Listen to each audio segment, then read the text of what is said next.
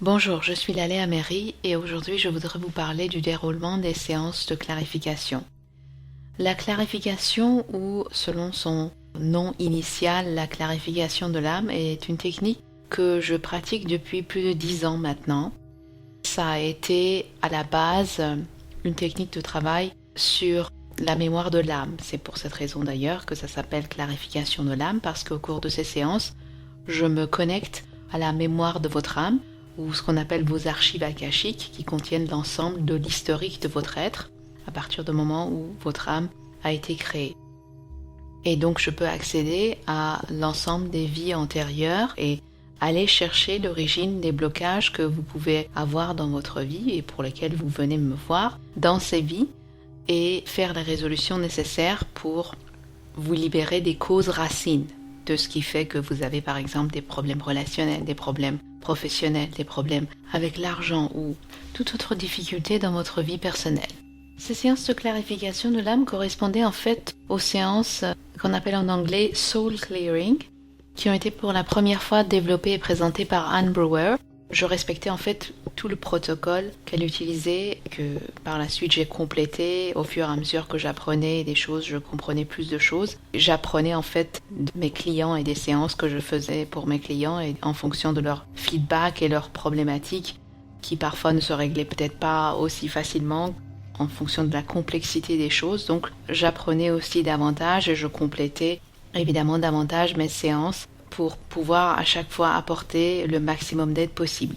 J'ai continué effectivement ce travail sur moi, d'apprendre de nouvelles façons de traiter le trauma, et j'ai inclus ces nouvelles techniques dans la clarification. Alors j'ai conservé ce nom initial, clarification de l'âme, même si parfois j'utilise clarification de vie pour préciser clairement que le champ d'application de cette technique englobe tous les différents domaines de votre vie. Ça peut être relationnel, professionnel, ça peut être votre santé, ça peut être votre relation à l'argent.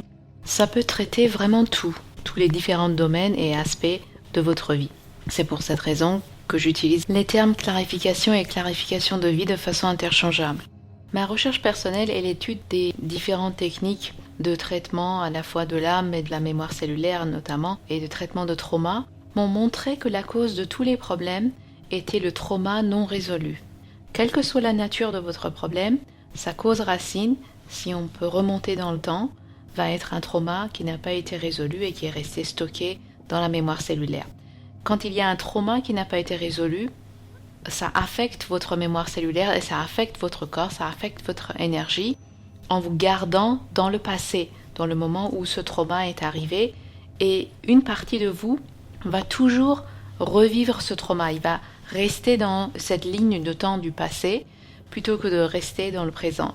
Et s'il y a beaucoup de traumas comme ça qui n'ont pas été résolus et qui existent en même temps dans différentes parties de votre énergie, ils mobilisent une partie de votre énergie, une partie qui va devenir importante quand même quand le nombre de traumas augmente. Et cette énergie n'est plus disponible. Vous ne pourrez plus utiliser cette énergie. Donc vous êtes coupé d'une partie importante de votre énergie vitale. Et c'est ça aussi qui vous bloque, le blocage que vous ressentez dans votre vie, qui vous empêche d'aller de l'avant. C'est cette énergie indisponible. Et en même temps, ça pollue votre mémoire et votre énergie, évidemment, et vos croyances et vos pensées, puisque ça continue à projeter cette énergie négative, ces émotions et ces ressentis non résolus qui sont connectés à ce trauma. Ce trauma peut être votre propre trauma, quelque chose de négatif, une expérience négative et traumatique qui vous est arrivée, quelque chose dont vous vous rappelez consciemment, mais il peut aussi venir des événements très anciens dans votre vie que vous avez oubliés, dont vous ne vous rappelez pas consciemment, des événements liés à votre naissance, et également même plus loin que la naissance, c'est-à-dire votre conception et votre vie in utero. Car lorsque la naissance se déroule de façon traumatique, et c'est le cas pour tout le monde, même lorsque votre naissance s'est très bien passée selon les standards médicaux, le fait de naître, de passer par le processus de naissance est toujours très traumatisant pour le fœtus. Et les recherches dans le domaine du trauma prénatal ont démontré que lorsque nous parlons du fœtus, nous avons besoin d'élargir le sens et la définition du mot trauma. Tout ce qui ne s'est pas déroulé de façon optimale est considéré un trauma quand on parle du fœtus et quand on parle de différentes étapes du développement. Et comme je le disais, lorsqu'il y a du trauma au moment de la naissance, c'est lui-même une conséquence. Ça veut dire qu'il y a eu du trauma bien avant et d'autres étapes du développement ne se sont pas déroulées de façon optimale, comme je le disais. Cela concerne donc la conception et d'autres étapes importantes de votre développement in utero. Selon un des modèles qui a été développé dans la recherche prénatale et qui s'appelle modèle d'étape de développement, on a trouvé le rapport qui existe dans le fait d'avoir eu une conception ou une vie in utero traumatisante et l'occurrence de trauma plus tard dans la vie de la personne, dans la vie adulte ou même pendant l'enfance. On a vu qu'il y avait un lien très direct, un lien de cause à effet, c'est-à-dire que plus il y avait de trauma avant la naissance, donc au moment de la conception et même in utero, plus les chances d'avoir une naissance, une enfance ou même une vie adulte traumatisante étaient élevées. Et lorsqu'on retraçait les traumas qui arrivaient dans la vie adulte, on pouvait aller en arrière jusqu'aux premiers traumas qui sont arrivés dans la vie de cette personne. Et lorsqu'on traitait ces premiers traumas, même s'il n'y avait pas de mémoire consciente de ça, mais les traumas et les informations sont encodés, ils sont stockés dans le corps, dans la mémoire du corps, dans le subconscient.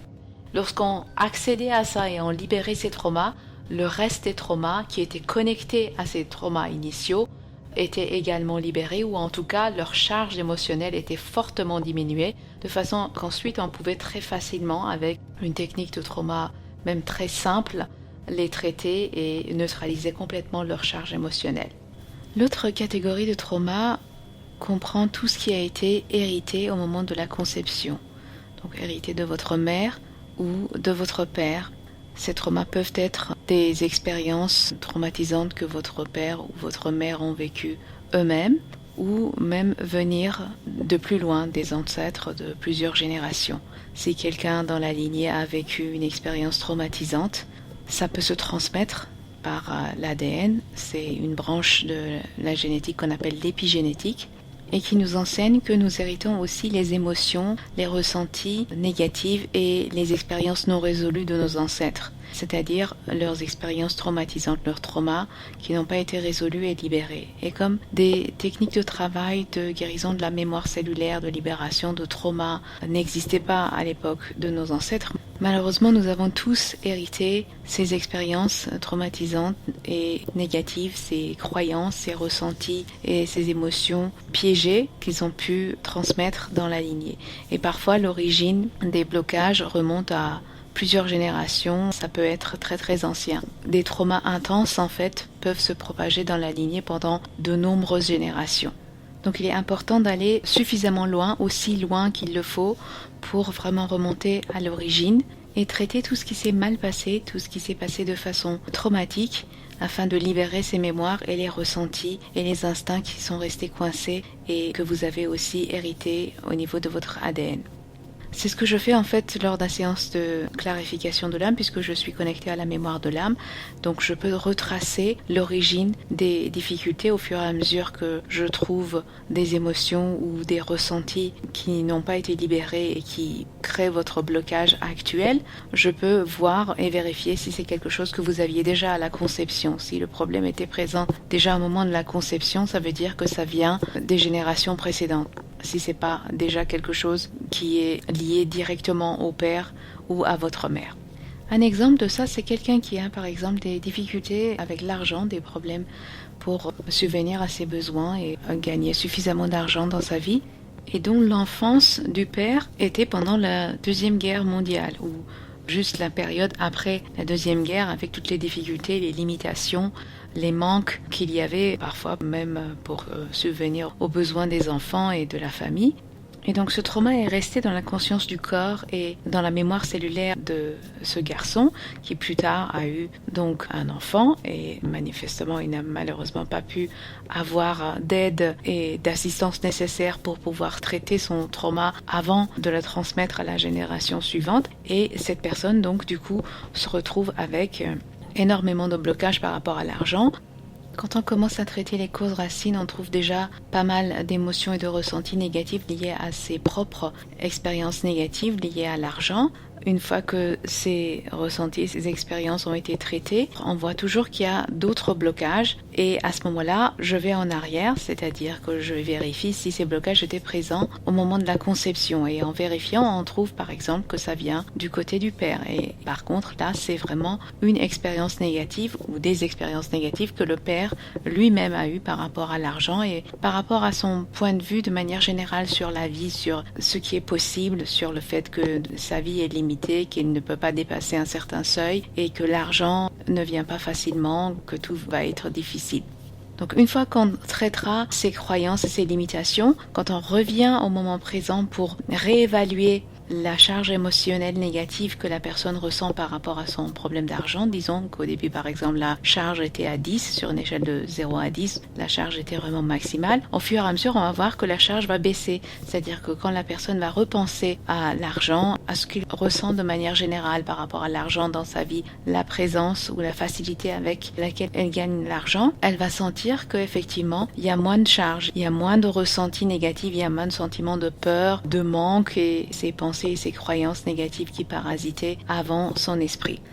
Il est tout à fait possible qu'on ait besoin d'aller encore plus loin que ça. On va vérifier et voir en fait au fur et à mesure comment la personne se sent, qu'est-ce qu'elle pense, quelles sont ses pensées, parce que parfois au cours des traitements, des pensées et des croyances négatives vont surgir. Donc à ce moment-là, on va regarder, revérifier pour voir s'il y a d'autres ressentis, émotions qui sont à la racine de cette croyance négative, puisque traiter que les croyances, c'est un traitement superficiel. Ça va en fait revenir, ça va jamais tenir. Si on va pas jusqu'au bout pour voir quelles sont les émotions et quels sont les instincts qui sont restés coincés. C'est à ce niveau-là qu'on peut vraiment libérer le trauma et mettre fin à l'expérience négative et la croyance va automatiquement aussi changer. Avant d'arriver à cette conclusion que l'élimination des croyances ne pouvait pas véritablement traiter les problèmes et résoudre les blocages, pendant pas mal de temps j'ai utilisé les protocoles d'élimination des croyances et des pensées négatives en me basant sur des techniques comme le Theta Healing notamment.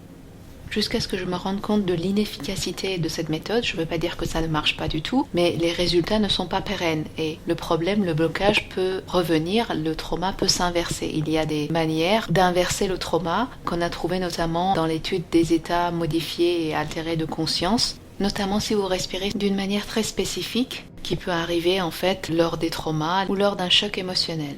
Même par exemple des traitements énergétiques avec des techniques telles que l'EFT peuvent être inversés et le trauma initial peut revenir à ce moment-là.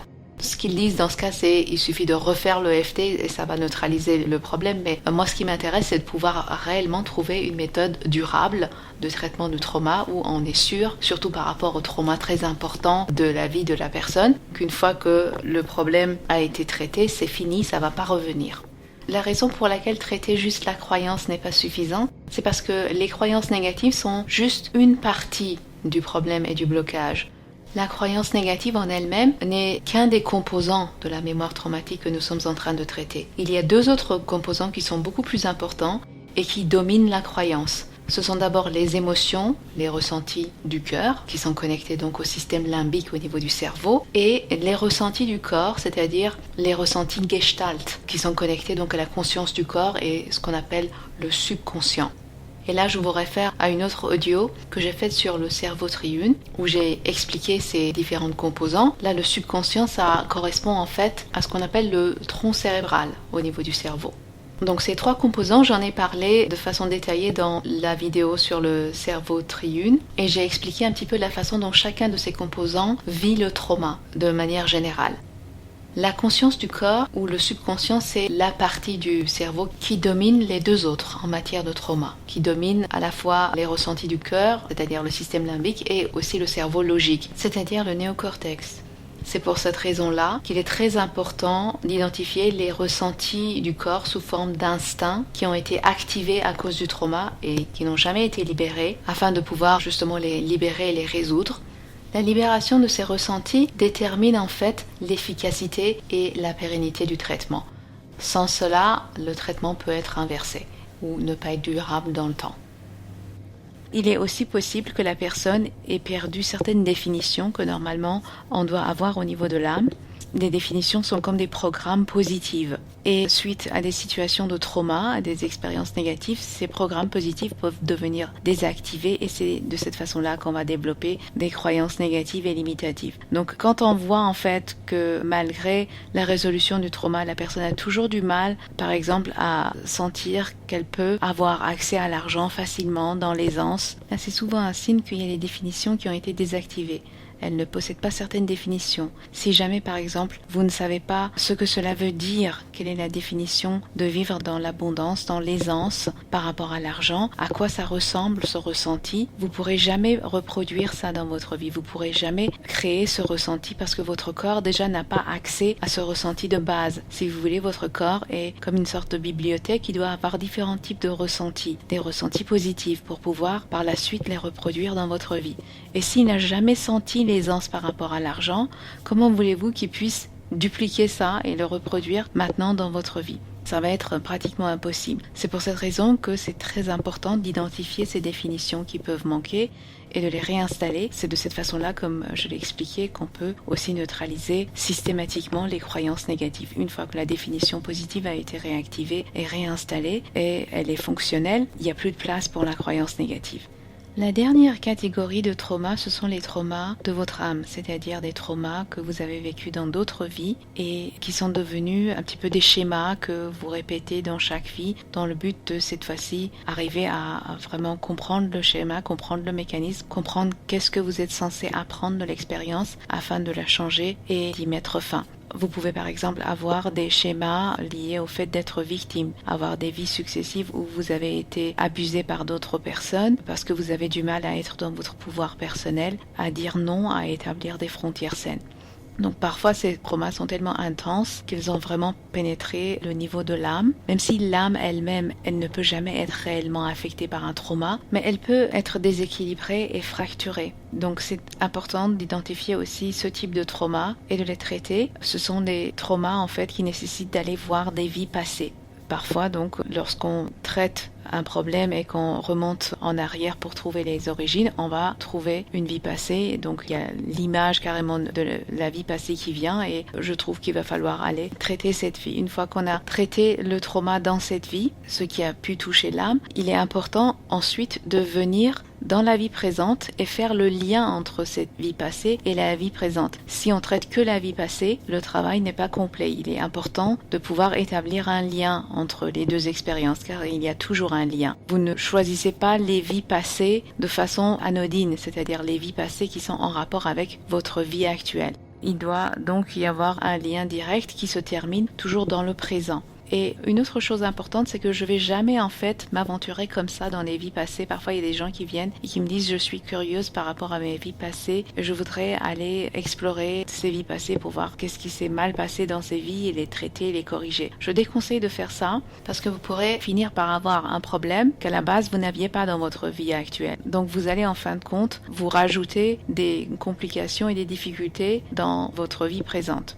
Je pense que notre vie présente déjà suffisamment de challenges, c'est vraiment inutile de vouloir aller en plus piocher dans le passé.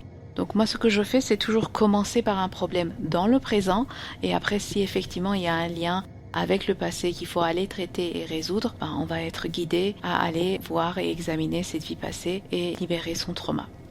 Il y a toujours une correspondance directe entre les traumas de l'âme et les traumas de la lignée. Parce qu'en fait, c'est en fonction des traumas non résolus que vous avez au niveau de l'âme et ce que votre âme a choisi à vivre et à résoudre dans la vie actuelle que vous allez, avant de venir évidemment vous incarner, choisir la lignée qui est la plus appropriée par rapport à ce que vous devez apprendre et traiter dans votre vie présente. Donc avant de vous incarner, votre âme va sélectionner le père et la mère idéal en fonction des traumas que ces deux personnes vont avoir, qui vont hériter de leur lignée, qui pourront vraiment vous aider et vous assister de la meilleure des façons possibles dans l'apprentissage de vos propres leçons de vie, dans la résolution de vos propres schémas et tout ce qui reste à apprendre et à résoudre dans votre chemin de vie et au niveau de l'âme.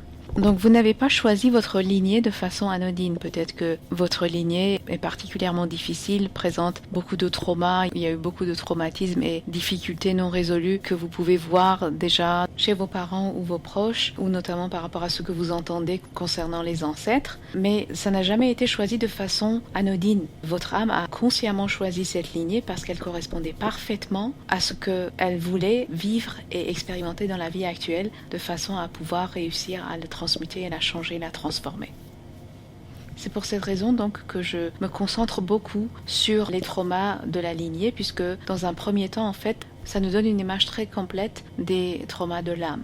Et donc, si c'est réellement nécessaire, je vais vers d'autres vies passées et je traiterai à ce moment-là les traumas venant des vies passées. Mais je privilégie évidemment tout ce qui a été générationnel et tous les problèmes non résolus qui viennent des ancêtres. Comme dans les séances de clarification, on se concentre sur la recherche de causes racines et on va suffisamment loin pour vraiment trouver les causes profondes des problèmes et les traiter, une séance de clarification de l'âme est très dense et elle peut être considérée comme l'équivalent de 2 à 3 séances d'énergétique habituelles, comme par exemple des séances de traitement telles que l'EFT ou d'autres méthodes qui ne vont pas suffisamment loin dans les recherches et le traitement des causes racines. Ce sont donc des séances qui sont très intenses, mais en même temps, elles restent très douces. La méthode de travail, la méthode de traitement reste très douce et la résolution, l'intégration, si vous voulez, du travail se fait en général dans les 2-3 jours qui suivent la séance. Pendant ces 2-3 jours, donc, il est recommandé de bien s'hydrater, de peut-être prendre des bains si vous avez la possibilité avec du sel d'Epsom ou carrément même du sel de mer pour aider le corps physique à se purifier et faciliter l'intégration du travail au niveau du corps physique. Une autre conséquence négative des traumas, c'est qu'ils bloquent l'accès aux états de conscience avancés. Évidemment, un trauma affecte nos capacités au niveau du corps et au niveau de l'âme en limitant notre accès à nos ressources intérieures. Et c'est pour cette raison que certains états de conscience avancés, certaines capacités et aptitudes que nous pourrons tous avoir en tant qu'êtres humains sont bloqués lorsqu'il y a certains traumas spécifiques. Une bonne partie de ces traumas ont déjà été identifiés. Et la bonne nouvelle, c'est qu'en traitant ces traumas et en les libérant, en libérant la mémoire cellulaire de leur emprise, on peut aussi débloquer ces capacités et ces aptitudes et faciliter l'accès à ces états de conscience avancés. Donc ça, c'est l'effet positif et les bénéfices du travail de clarification et la résolution des traumas à la fois prénataux et générationnels. C'est le bonus que vous pourrez avoir en travaillant sur votre conscience et en résolvant ces traumas. Voici donc quelques informations pour vous expliquer un petit peu tout ce qu'on peut accomplir lors des séances de clarification et également plus d'informations par rapport à la méthodologie et la façon de travailler. Je propose régulièrement des séances de clarification à Paris. Il y a également des possibilités de venir me voir à Genève pour des consultations à Genève. Pour ceux qui sont dans le sud de la France, il y a aussi la possibilité de venir pour une consultation à Nice. Pour cela, il faut visiter le site chemindesource.com pour voir les prochaines dates. Et si vous ne pouvez pas vous déplacer pour venir pour une consultation en personne, il y a évidemment toujours la possibilité de travailler par téléphone ou voire même à distance. Les séances à distance sont enregistrées et l'enregistrement audio en format MP3 va vous être envoyé après la séance. Vous devez naturellement, lorsque vous passez votre commande, m'envoyer une description très claire et complète de votre problématique, du sujet que vous souhaitez traiter, puisqu'il n'y a pas d'interaction directe avec vous. C'est pas comme les séances par téléphone. Il y a des gens qui préfèrent travailler à distance parce que les séances à distance, en fait, sont basées sur le fait que, en me connectant à vous, à votre conscience, à la mémoire de l'âme, je peux trouver pour vous quelles sont les problématiques les plus importantes et urgentes à traiter concernant ce qui vous bloque dans votre vie, qui vous a incité à faire cette séance. Et très souvent, il n'y a pas d'interférence entre vos propres émotions et peut-être aussi votre incapacité de voir le vrai problème, puisque vous êtes en plein dedans. Très souvent, vous n'avez pas suffisamment de recul. Et lorsqu'on enlève cet aspect-là, en faisant une séance à distance, on peut parfois trouver vraiment des causes racines qui sont très profondes et qui résonnent énormément avec les gens. J'ai eu beaucoup de retours par rapport aux séances à distance de personnes qui me disent à quel point ça a été exact, même si j'avais aucune interaction avec elle, je n'avais pas parlé avec la personne avant, j'ai juste reçu la description de ce qu'elle voulait traiter. Et j'ai fait la séance en me connectant à la conscience de la personne et en laissant venir les informations qui sont les plus importantes et les plus utiles par rapport à ce qui doit être traité et libéré. Il est possible de faire ça lorsqu'on a suffisamment travaillé sur soi-même, lorsqu'on a traité suffisamment de traumas, notamment par rapport à la conception, la naissance et des traumas générationnels, pour pouvoir accéder à des états de conscience avancés. Il y a certains états de conscience qui vous permettent de vous connecter à la conscience de quelqu'un d'autre, de scanner la conscience de cette personne pour trouver les causes racines de ces problèmes par rapport à un sujet bien défini, aller trouver qu'est-ce qui bloque et qu'est-ce qu'il faut faire pour traiter ce blocage et libérer ce blocage. Le travail intensif sur le traitement des traumas que j'ai fait pour moi-même, parce que pour être une bonne thérapeute, il faut d'abord avoir bien travaillé sur soi-même et c'est un travail en continu que je fais toujours. Ce travail m'a permis donc de pouvoir avoir ces capacités d'aller trouver des informations pour quelqu'un d'autre, même en travaillant à distance et lorsque j'ai aucune interaction directe avec la personne et de pouvoir aussi résoudre les choses parce qu'il suffit pas seulement de trouver les problèmes et les dire aux gens. Si on ne sait pas résoudre, c'est plutôt déprimant qu'autre chose. Mais les résolutions qui sont faites lors des séances à distance sont équivalentes des séances en personne. Parfois, comme je l'ai dit, à cause de cette possibilité de vraiment laisser l'intelligence supérieure de la personne prendre les commandes et me dire qu'est-ce qu'il faut faire pour qu'elle puisse aller mieux. Parfois même, il y a des gens qui me disent que les séances à distance sont plus efficaces. Donc, il y a différentes possibilités de travailler avec moi. C'est donc selon votre choix que vous pourrez commander l'une de ces séances, soit en personne, soit par téléphone, soit à distance. Si ces descriptions vous parlent, n'hésitez pas à me contacter pour prendre rendez-vous pour une consultation. Je serai ravie de pouvoir vous aider et vous assister. À bientôt.